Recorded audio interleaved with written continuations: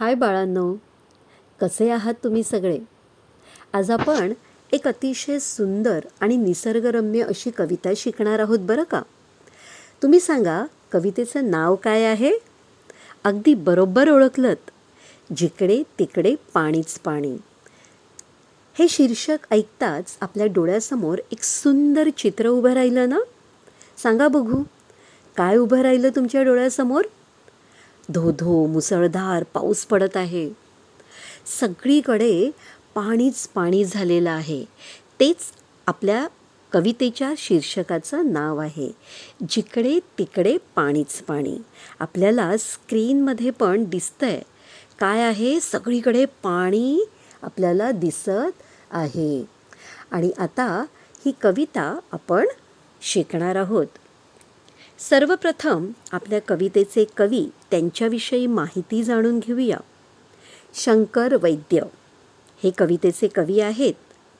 त्यांचा जन्म प्रस्तावनेमध्ये बघा तुम्हाला दिसतंय, त्यांचा जन्म झाला आहे 1928 आणि त्यांचा मृत्यू 2014. शंकर वैद्य प्रसिद्ध कवी होते, कथाकार होते. त्यांचे आला क्षण गेला क्षण हा कथासंग्रह म्हणजे छोट्या छोट्या गोष्टींची पुस्तकं, ज्यामध्ये शॉर्ट स्टोरीज असतात, छोट्या गोष्टी लिहिलेल्या असतात. कालस्वर, दर्शन हे कवितासंग्रह म्हणजे कवितांची पुस्तकं. आदित्य, रसयात्रा, प्रवासी पक्षी ही महत्त्वपूर्ण संपादने इत्यादी लेखन त्यांचं प्रसिद्ध आहे, म्हणजेच फेमस आहे. साहित्य क्षेत्रातील योगदानाबद्दल शंकर वैद्य यांना महाराष्ट्र शासन पुरस्कार म्हणजेच काय मित्रांनो? बक्षीस. त्यांना कोणती बक्षिसं मिळालेली आहेत हे आता आपण वाचतोय. कोकण मराठी साहित्य परिषद पुरस्कार, मास्टर दीनानाथ प्रतिष्ठान पुरस्कार इत्यादी पुरस्कारांनी त्यांना सन्मानित करण्यात आलेले आहे. आता या कवितेमध्ये कवी शंकर वैद्य आपल्याला काय सांगतायत, तर प्रस्तुत कवितेत पावसाळ्यात सृष्टीमध्ये दिसणाऱ्या बदलांचे, दृश्यांचे अतिशय मनोहरी शब्दचित्र कवीने रेखाटलेले आहे.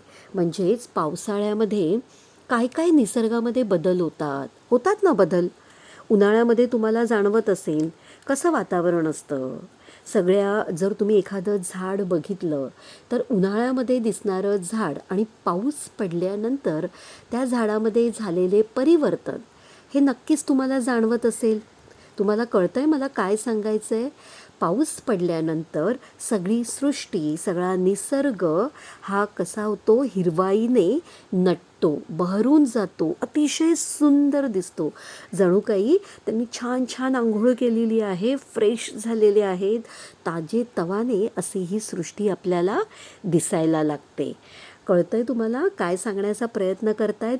आणि कवी आहेत, कवी काय करतात? अगदी त्यांच्या कल्पनेने, त्यांच्या विचारांनी ते आपल्याला खूप दूरवर घेऊन जातात. बघूया आता कवी शंकर वैद्य आपल्याला काय सांगतायत. एक एक स्टॅन्झा आपण बघणार आहोत.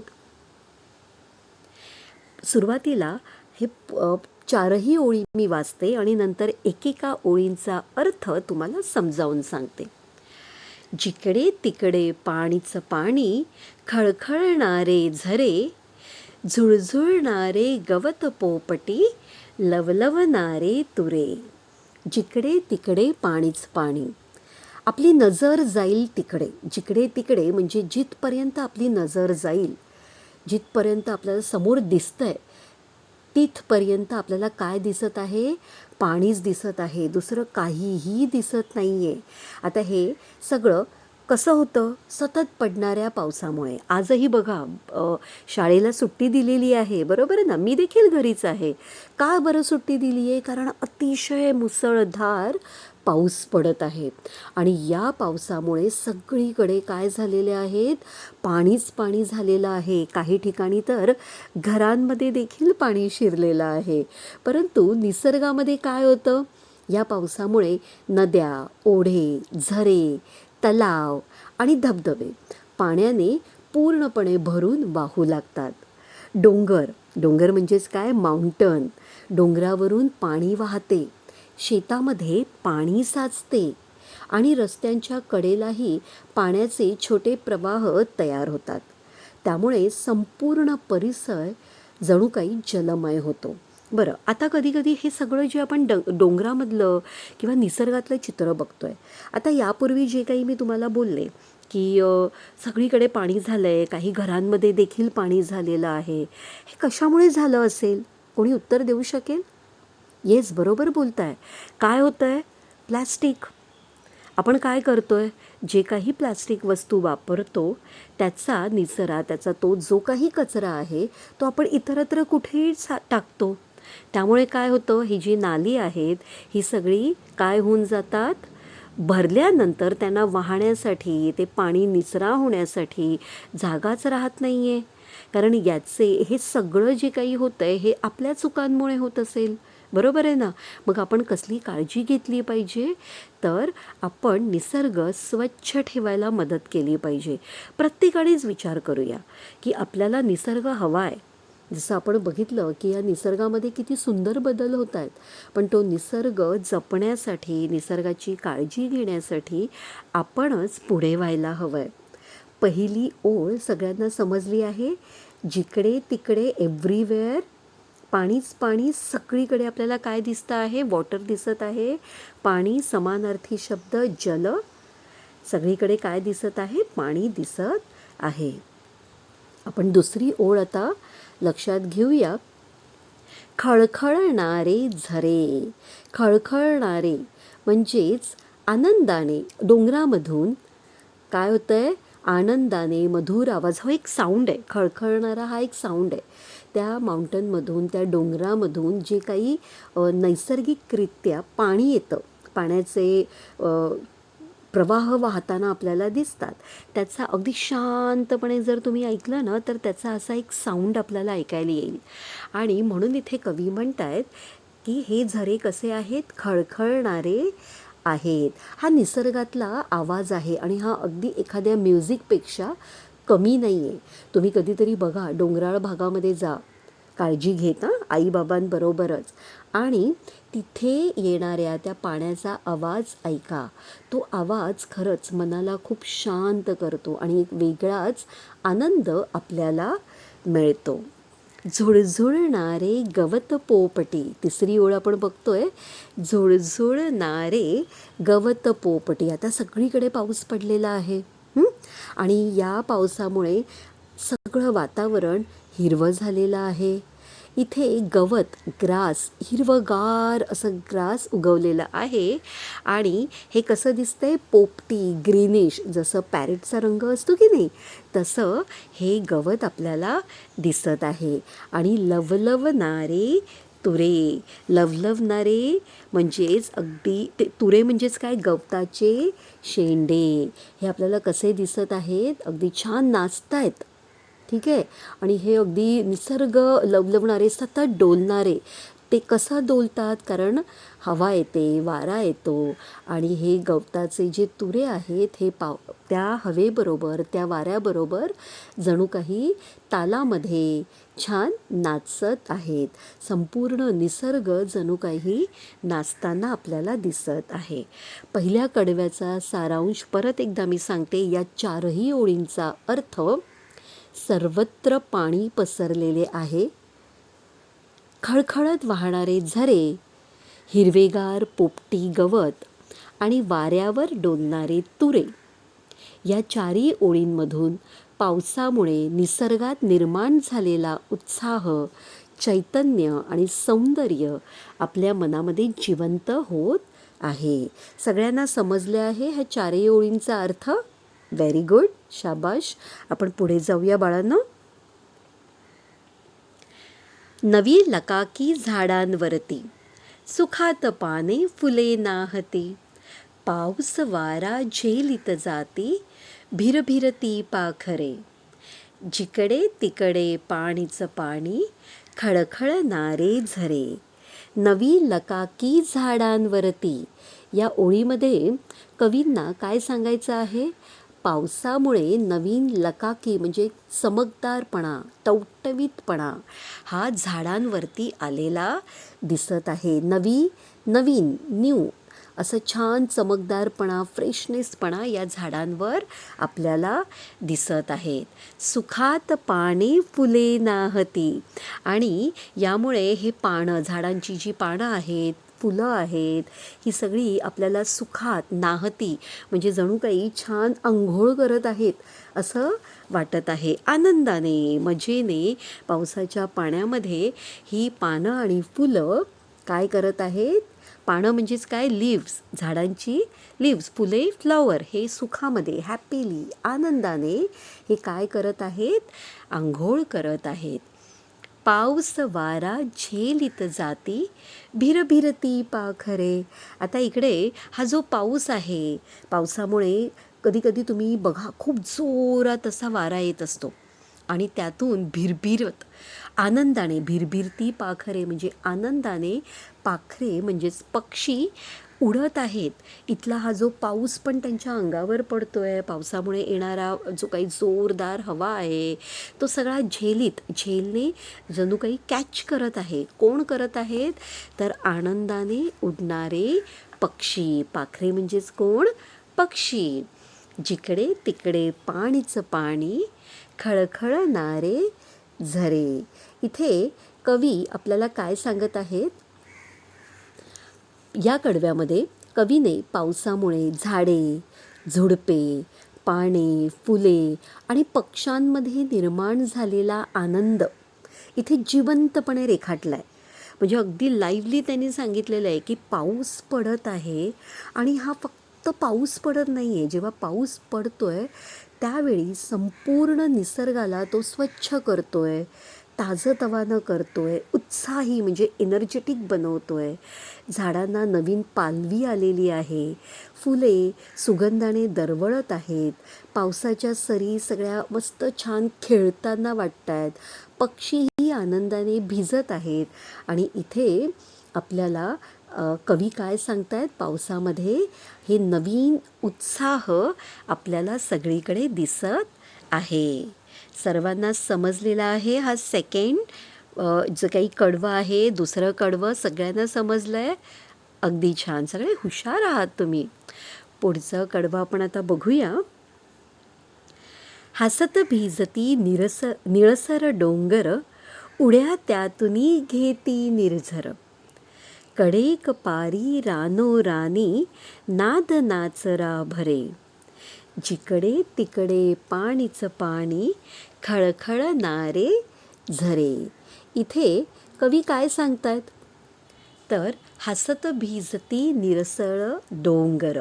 कवी सांगतायत की हसत, अगदी छान स्माईल करत काय करत आहेत? हे डोंगर हसत आहेत. आपण डोंगरांना कसं बघतो? नेहमी एकदम स्थिर बघतो ना, शांत, आणि बघितल्यानंतर असं वाटतं बापरे किती मोठा डोंगर आहे हा आणि किती शांत आहे. आणि आता तुम्ही पावसाळ्यात जर का या डोंगराचं रूप बघितलं तर सगळीकडे ग्रीनरी आपल्याला दिसते. त्या ढगांवरून जणू काही ढग, क्लाउड्स त्यांच्यामधून जाताना आपल्याला दिसतात, बरोबर आहे ना?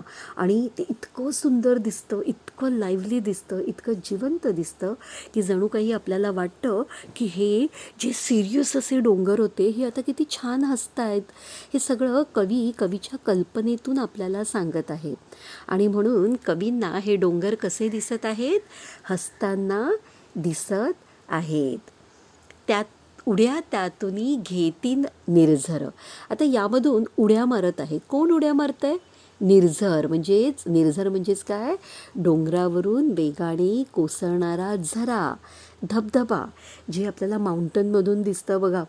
ठीक आहे, डोंगरामधून हे धबधबे आपल्याला दिसतात. आता जर का तुम्ही असं पावसाळी पिकनिकसाठी गेलात, पावसाळी सहलीसाठी गेलात आणि अशा निसर्गरम्य वातावरणामध्ये गेलात तर नक्कीच तुम्हाला हे झरे, धबधबे आपल्याला दिसतील. आता इथे पावसामध्ये ज्या डोंगरांमधून हे झरे जणू काही काय करत आहेत? उड्या मारत आहेत, जंप करत आहेत असं आपल्याला दिसतं. कडेक पारी रानो रानी. कडेक पारी म्हणजेच डोंगरातील कडे, दऱ्या आणि खडकांच्या फटी. ठीक आहे. आणि रानोराणी म्हणजेच काय, संपूर्ण जंगलामध्ये, संपूर्ण वनप्रदेशामध्ये, की इथे पावसाचे सौंदर्य हे केवळ एका ठिकाणी नाही आहे, तर डोंगराच्या प्रत्येक कड्यावर आहे, प्रत्येक दरीमध्ये आहे, प्रत्येक झाडांवरती आहे. सर्वत्र पावसामुळे निसर्ग बहरून गेलेला आहे. नाद नाचरा भरव, म्हणजे इथे नाद नाचरा, नाद म्हणजेच काय, आवाज. आता हा अगदी आवाज कसा दिसतोय, जणू काही आनंदाने नाचत आहे, आनंद घेत आहे. आता इथे कवींना कोणता कोणता आवाज येतोय माहिती आहे? पावसाचा आवाज येतोय, झऱ्यांचा खळखळाट हाही एक आवाज आहे, धबधब्यांचा आवाज येतोय, पक्ष्यांचा आवाज येतोय, वाऱ्याचा, वारा त्याचाही आवाज कवीला येत आहे. आणि जणू काही हे सगळं निसर्गाचं संगीत तयार झालेलं आहे. हा नाद निसर्गामध्ये आपल्याला ऐकू येत आहे. निसर्ग जणू काही गाणं गात आहे, वाद्य वाजवत आहे. नाद म्हणजेच काय, आवाज, ध्वनी. आणि नाचरा म्हणजेच काय, उत्साही, हॅपीली. जिकडे तिकडे पाणीचं पाणी, खळखळणारे झरे. या संपूर्ण कडव्याचा अर्थ मी परत एकदा सांगते.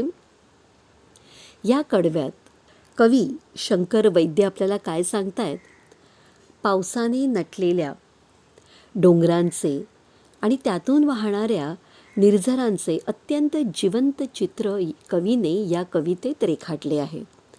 निळसर डोंगर पावसात हसत आल्यासारखे वाटतात, बरोबर आहे ना, की ते डोंगर आहेत जणू काही ते हसताना आपल्याला वाटत आहेत. निर्झर झरा जणू काही आनंदाने उड्या मारत आहे असं वाटतं. डोंगरातील प्रत्येक कडा, दरी, जंगल निसर्गाच्या मधुर नादाने भरून जात आहे असं वाटतंय.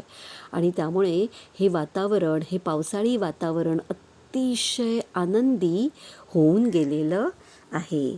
सगळ्यांना समजलेला आहे हा तिसरं कडवं. आता आपण शेवटच्या कडव्याकडे येत आहे. मी एकदा हे व्यवस्थित वाचून घेते आणि मग तुम्हाला एकेका ओळींचा अर्थ सांगते. मध्येच घेता वारा उसळी, मध्येच घेता वारा उसळी, जरी ढगांची तुटे साखळी, हिरव्या रानी ऊन बागडे, हरिणा परी गोजिरे, जिकडे तिकडे पाणीचं पाणी, खळखळणारे झरे. मध्येच घेता वारा उसळी म्हणजेच पावसाळ्यामध्ये आपण अनेकदा काय पाहतो, खूप पाऊस पडत आहे, ठीक आहे, नुसता पाऊस येतो का, वाराही वाहतो ना, अचानक वारा सुटतो. हा वारा झाडांच्या फांद्या हलवतो आणि पावसांच्या सरींची, म्हणजे जे रेन ड्रॉप्स आहेत त्यांचे डायरेक्शन, त्यांची दिशाही बदलते. म्हणजे तुम्ही कधी बघितलं असेल, हे पावसातून जे रेन ड्रॉप्स खाली येतात ते अगदी एक सलग येत नाही. जेव्हा पाऊस पडतो ना तेव्हा ते आपल्याला हलतानाही दिसतात. तुम्ही नीट जर निरीक्षण केलं. आणि आता ही अगदी योग्य वेळ आहे, कारण आजही भरपूर पाऊस पडत आहे. परत त्यातून जरी ढगांची तुटे साखळी, साखळी म्हणजे चेन.